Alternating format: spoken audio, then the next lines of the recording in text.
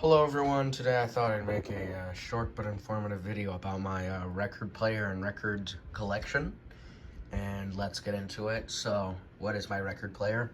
It's a Little Aristocrat Michigan Phonograph Company, Grand Rapids, Michigan. That's where it was made. It was produced somewhere between 1916 to 1924.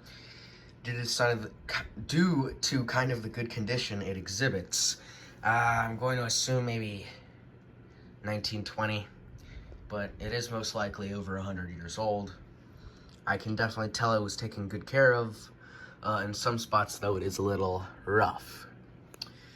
I got this record player, I'd say maybe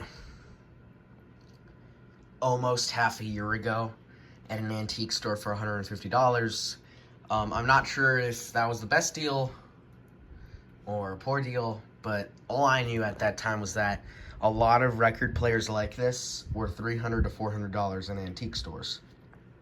And I was like, well, if it comes with records, which it did, then I'm of course going to buy it because it looks nice, it plays nice, and it even came with some needles before I understood, what needles to buy. Something about the needles I will say, though, it is slightly annoying having to buy needles all the time for this. I used to listen to it a lot. I don't listen to it as much, just because it is sort of hard to keep up with changing all the needles and that. But when I do play it, I make sure the sound is clear by replacing the needle. If you do want to get into this, beware that needles do cost $10 for about maybe a 100 pack. So you're going to be needing to spend like $10 to $20 every couple months. And that's just for needles. And that doesn't include maintaining this, polishing it, cleaning it.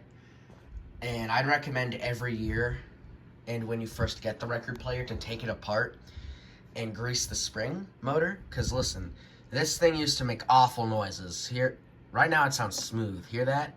It used to make awful churning noises that sounded like metal on metal. Well, I opened it. Turns out the oil was dark black and it looked like goop.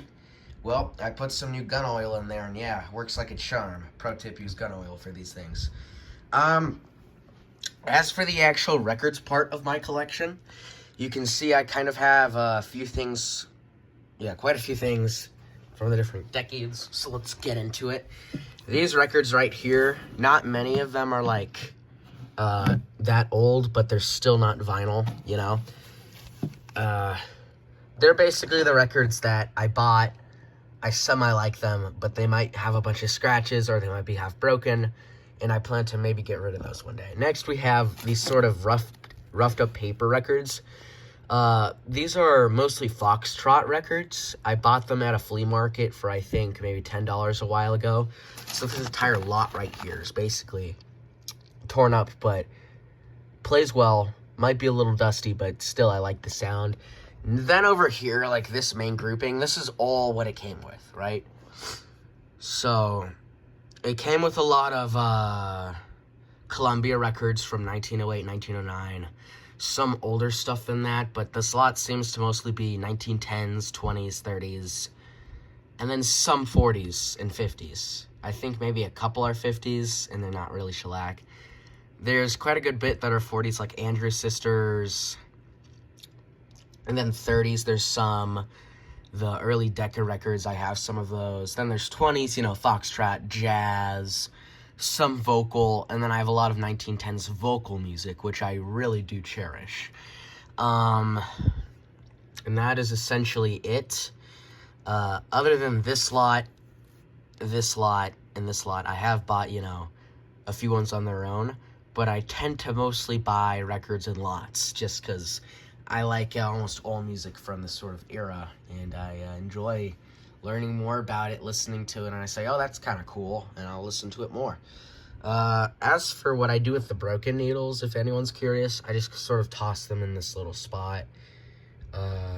Kind of bad place for it, though. One time I was outreaching my hand, right, to get a record. I pull it back, and then I look at my hand, and there's red marks all over it, so that was not fun, especially since this stuff is kind of rusty.